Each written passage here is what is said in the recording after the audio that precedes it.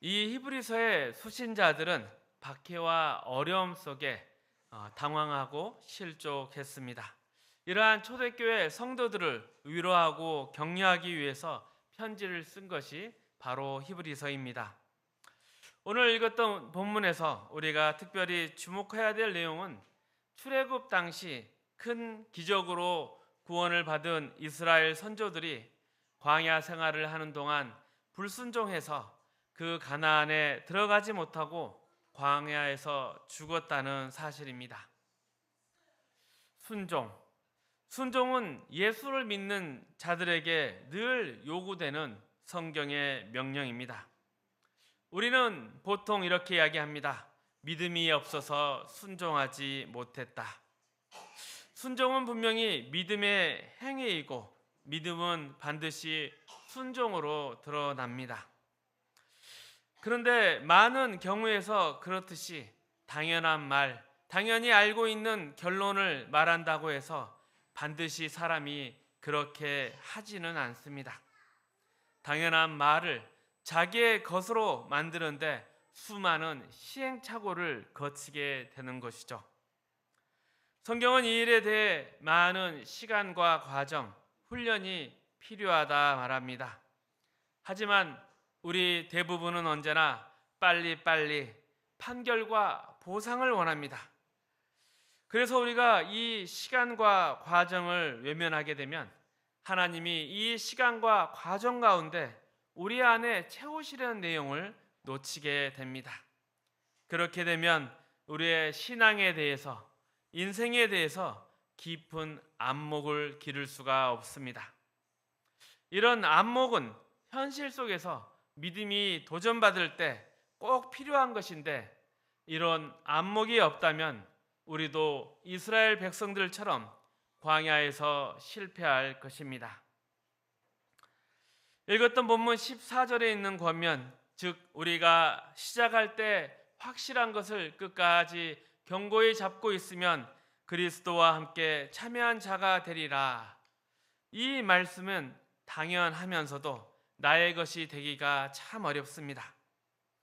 첫사랑, 첫 믿음, 이런 단어가 있다는 것 자체가 우리가 한결같지 않기 때문입니다. 우리는 늘 변하고 또 변하기 쉬운 존재라는 것을 잘 알고 있습니다. 본문이 인용한 출애굽 사건을 보면 이러한 것이 잘 이해가 됩니다. 하나님은 이스라엘 백성을 애굽에서 꺼내 주신 것이지 그들에게 애굽 자체를 주신 것은 아니었습니다. 우리 생각에는 하나님이 바로를 죽이시고 그리고 이스라엘 백성을 잘 대변해 줄 수 있는 지도자를 세워서 그들의 어려움을 풀어주고 그리고 비옥한 그 애굽 땅에서 잘 먹고 잘 살게 해주면 아무 문제가 없을 거라 생각합니다. 그런데 하나님은 그렇게 하시지 않고 이스라엘 백성을 그 애굽에서 건져내셔서 저 약속의 땅으로 가라고 하셨습니다. 애굽에서 약속의 땅 가나안에 이르는 거리는 상당히 떨어져 있습니다. 그리고 그 둘 사이에는 광야가 있었고 이스라엘 백성은 이 광야를 지나 가나안으로 들어가는 동안 많은 일들을 겪었습니다. 여행의 고단함, 광야 생활의 불편함, 먹을 것, 마실 것이 없는 매일매일의 삶, 또 끝이 없는 막막함 등이 이스라엘 백성에게 큰 시험거리가 되었을 것입니다. 그래서 이스라엘 백성은 이 출애굽의 큰 기적을 맛보아 해방돼서 찬송과 기쁨으로 이 여행을 시작했으면서도 계속해서 푸념과 절망을 하며 아우성을 쳤습니다. 왜 우리를 애굽에서 꺼내셨습니까? 차라리 애굽에 그냥 종살이하게 두시지 왜 이렇게 하셨습니까? 무엇으로부터의 해방이 무엇을 위한 해방으로 나가지 못하면 자유라는 것은 사실 헛된 것입니다. 공포나 압제로부터 해방은 당연히 필요한 것이지만 그 공포와 압제에서 벗어나 만족할 만한 목표와 자랑스러운 자리로 나아가지 못한다면 그런 구원이나 자유는 이전보다 나을 것이 아무것도 없습니다. 순종해야 한다, 열심히 믿어야 한다, 모두 맞는 말이죠. 그런데 믿음을 동원해서 순종하고 제약된 모든 것을 버리고 헌신했음에도 불구하고 구원을 받아 옮겨진 곳이 광야라 한다면 우리도 우리의 믿음이 잘못된 거지 아니면 믿는 것이 무슨 소용이 있는지 막막하기 그지없을 것입니다. 그러니 이 문제에 대해서 우리는 깊게 생각해 봐야 합니다. 그리고 이 문제는 예수를 믿으면 구원을 얻는다, 이 말이 은혜로 다가오는가, 그렇지 않으면 책임으로 다가오는가, 이 질문과 연결되어 있습니다. 여러분에게 예수를 믿으라, 이 말은 은혜로 다가옵니까? 책임으로 다가옵니까? 분명 성경에서 예수가 나오면 무조건 은혜에 관한 이야기입니다. 이것은 당연한 것입니다. 그러면 왜 예수로 말미암는 은혜를 받으라 이렇게 이야기를 하지 않고 예수를 믿으라 이렇게 이야기를 할까요? 믿음은 은혜에 속한 것일까요? 아니면 책임에 속한 것일까요? 목사님, 제발 질문하지 말아 주십시오. 제가 그저 마음의 평안을 얻고자 교회에 왔는데 뭘 그리 따지겠습니까? 이렇게 생각하고 앉아 있다면 이것은 굉장히 기독교를 모르는 것입니다. 믿음은 우리에게 어떤 뉘앙스로 다가옵니까? 책임입니까? 은혜입니까? 당연히 은혜입니다. 우리 모두는 은혜라는 것을 압니다. 그러나 성경은 예수를 말하면서 은혜를 받으면 이렇게 표현하지 않고 예수를 믿으면 이렇게 연결지어서 책임의 요소가 있다는 것을 소개하고 있습니다. 믿음은 은혜가 책임을 요구한다, 이 말에서 나온 단어라 하겠습니다. 우리의 구원은 분명히 은혜로 시작하지만 이 은혜의 목적지는 책임입니다. 하나님이 시작해서 만드신 일의 궁극적인 목적지는 우리의 책임입니다. 출애굽 사건을 예로 들어 설명하면 이렇습니다. 구원은 애굽에서 해방되어서 가나안에 들어가 그곳에서 하나님의 나라를 건설하는 것입니다. 그런데 애굽에서 이끌어내는 일, 구원하는 일은 100% 하나님의 은혜로 이어집니다. 하나님이 모든 것을 다 하시죠. 10가지 재앙을 내리시고 홍해를 가르고 반석에서 물을 내고 만나를 먹이십니다. 그러나 가나안 들어가는 일에 있어서는 언제나 순종을 요구하십니다. 놀랍지 않습니까? 아니, 애굽을 다 깨부수고 꺼내셨다면 그냥 한 방에 가나안까지 보내주시지, 좀 불순종했다고 광야에서 다 죽여버리시면 어떻게 합니까? 이런 불평에 대해서 하나님은 이렇게 답하십니다. 그때 내가 진노했다.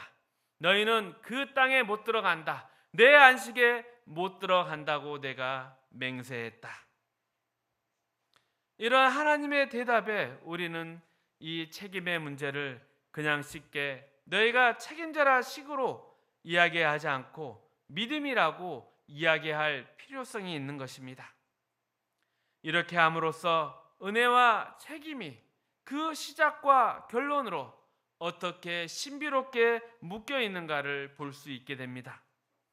그래서 우리는 이 책임을 가나안에 들어가는 조건으로 생각할 것이 아니라 그보다 더 큰, 더 궁극적인 가나안 안에 들어가 사는 일, 거기에 대한 본질로 봐야 할 것입니다.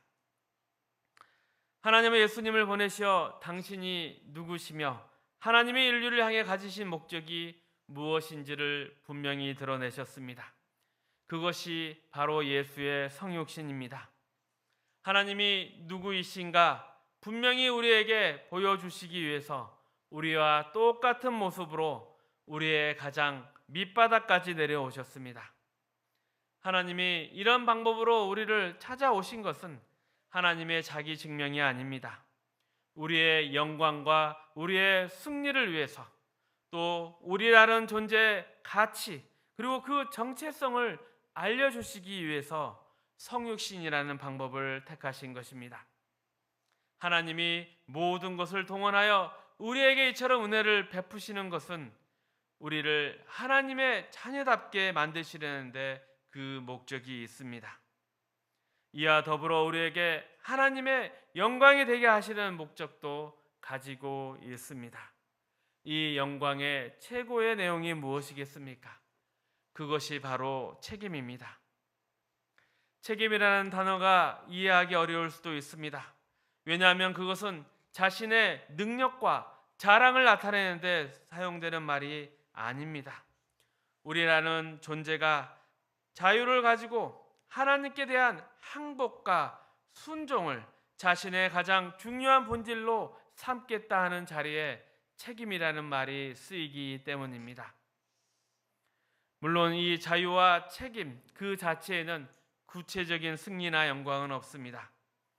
그런데 하나님이 우리에게 이렇게 이야기하십니다.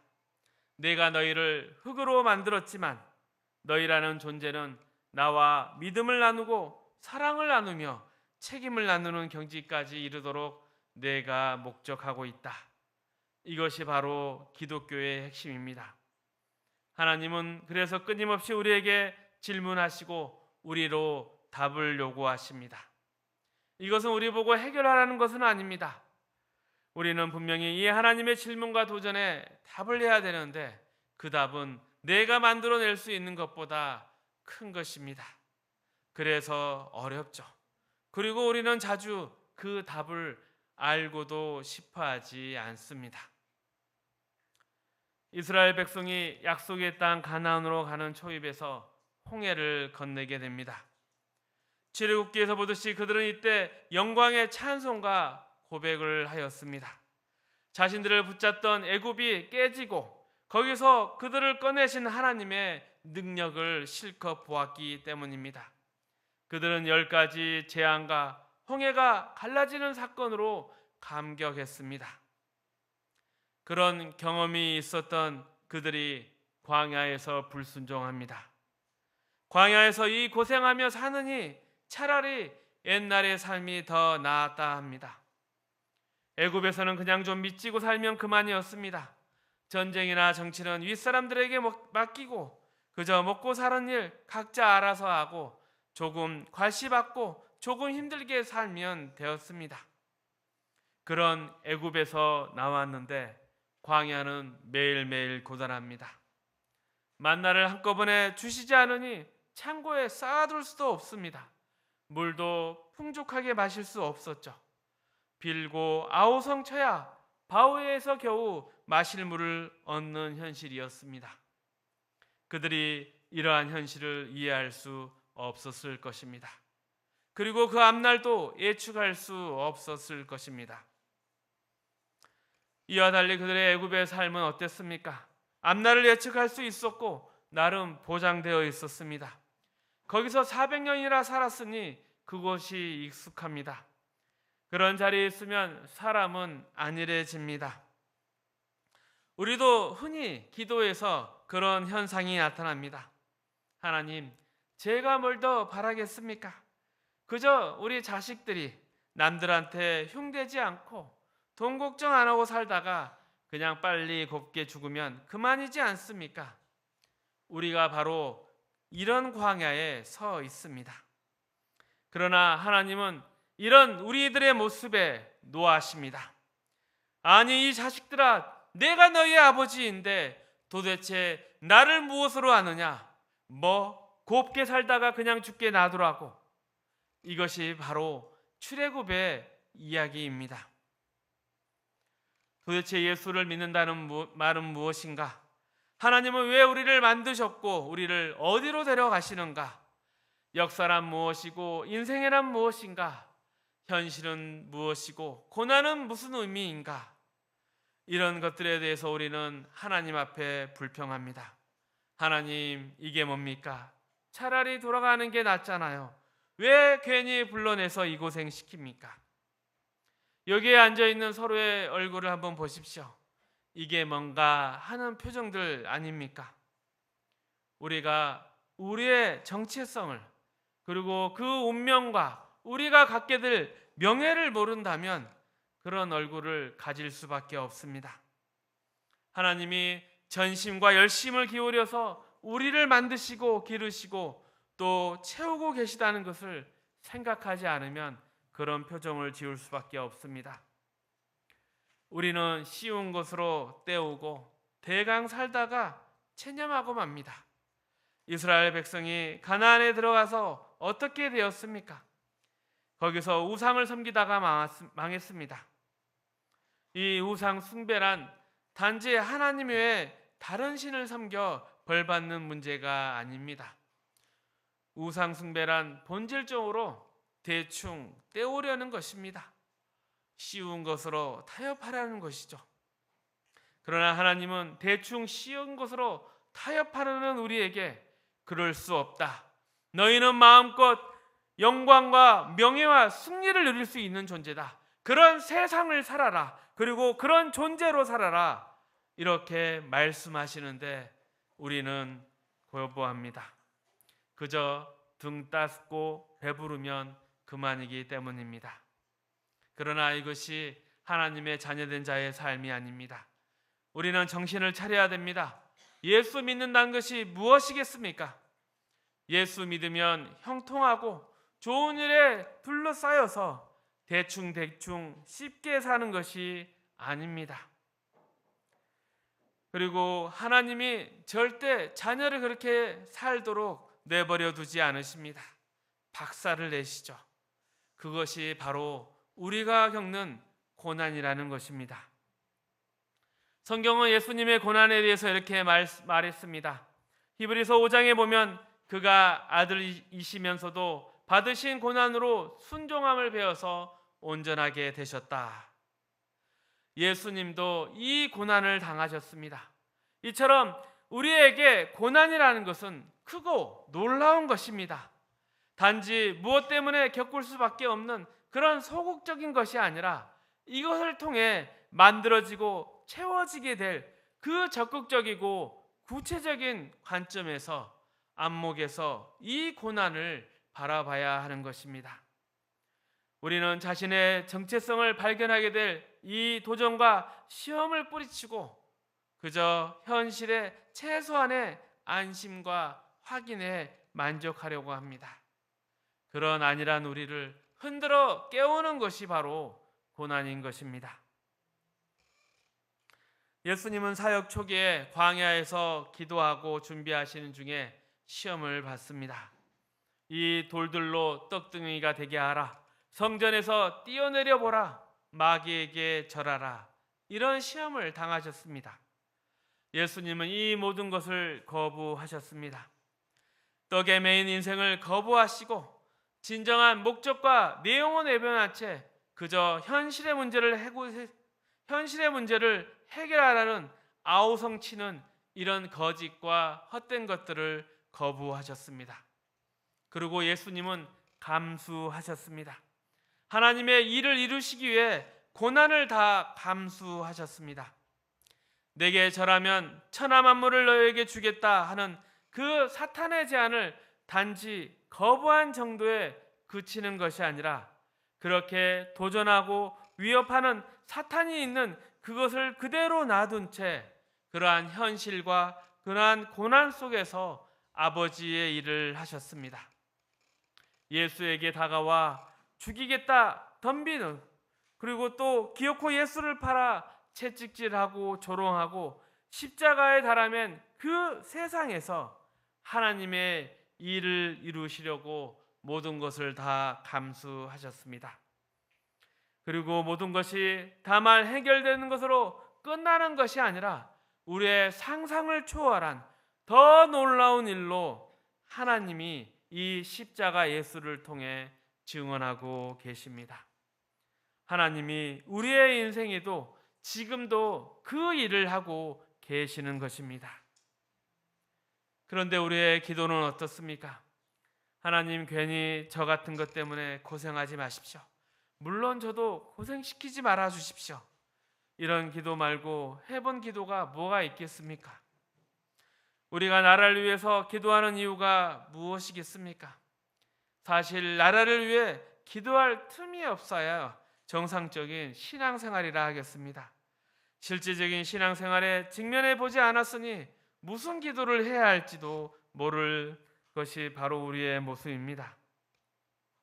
어쩌면 우리 마음 하나 편하고 싶어서 나라를 위해 기도하는지도 모르겠습니다. 자신의 현실을 직면하지 않고 쉽게 대충 넘어가느라 체념하며 살아갑니다. 하나님이 우리 인생에 일하고 계시다는 것을 안 믿는 것입니다. 하나님 너무 힘듭니다. 하나님 너무 원망스럽습니다. 하나님 대체 뭘 바라시는 것일까요? 제 기도는 듣고는 계십니까? 제가 아무리 기도해도 아무 소용이 없네요. 그러실 것이면 차라리 그만두십시오. 이런 우리를 향해서 하나님이 말씀하십니다. 너희가 이스라엘 백성처럼 겨우 그 정도에서 헤매고 있으니 가나안에 들어가지 못하고 거기서 다 죽어나가는 것이다. 정신 차려라. 나는 지금 내 인생에 함께하고 있고 내 인생에서 일하고 있다.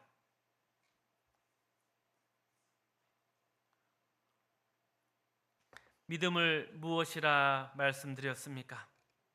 은혜를 우리를 어디로 이끈다고 말씀드렸습니까? 책임으로 가게 합니다. 하나님이 우리에게 도전하십니다. 너는 어떤 존재냐? 너는 무엇으로 만족할래? 내 가치가 무엇이냐? 내 기대와 소망이 무엇이냐? 내가 소원하려는 것과 내가 너를 통해 이루려는 것의 차이가 무엇인지 아느냐? 이런 질문과 도전 앞에서 우리는 엄살 부리고 불평을 합니다. 하나님, 저 죽을 것 같아요. 그러나 하나님이 말씀하십니다. 너희는 아느냐? 내가 내 아들을 십자가에 못 박았다. 나와 너희 중에 누가 더 진짜겠느냐? 억울한 것으로 치면 누가 더 억울하겠느냐? 내가 너희에게 언제 대가를 요구한 적이 있더냐? 다 너 훌륭해지라고 이러는 것이다. 그리고 나는 결코 이 일에 절대 타협하지 않겠다. 아직도 모르겠느냐? 너는 죽고 싶어도 마음대로 죽지 못하는 존재다. 기억해라. 내가 너와 함께하고 있다. 내가 너 안에서 일하고 있다. 이런 하나님의 진심을 기억하십시오. 그래서 우리가 예수 믿는다는 것은 우리의 자랑이자 명예인 것입니다. 이것을 제대로 이해하지 못하면 우리는 실제로 신앙생활을 할 수도 없고 평안할 수도 없습니다. 그저 우리의 손해입니다. 자신의 인생을 살아내지 못하는 아무것도 아닌 존재가 되어버리는 것입니다. 그런 부끄러움과 수치를 당하지 말고 주어진 인생을 멋지게 살아가는 명예로운 하나님의 자녀가 되시기를 축복합니다.